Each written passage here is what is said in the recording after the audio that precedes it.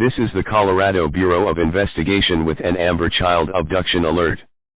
We have received this important announcement regarding an abducted child from Arapahoe County. The Arapahoe County Sheriff's Office is searching for 1-year-old Arden Reed, last seen near the 5160 block of Quintero Street in Centennial about 1 o'clock this morning.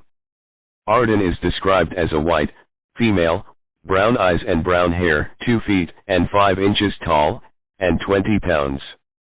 Investigators believe Arden may have been taken by non-custodial parents Jared Reed, 42-year-old, white, male, brown hair, blue eyes, 6 foot, 235 pounds, and Rose Kim, 41-year-old, Asian, female, brown hair, brown eyes, 5 feet 5 inches, 120 pounds, and may be traveling in a 2001 silver Toyota 4Runner bearing Colorado license plate 765LUH that was last seen off 120th and Irma in Thornton.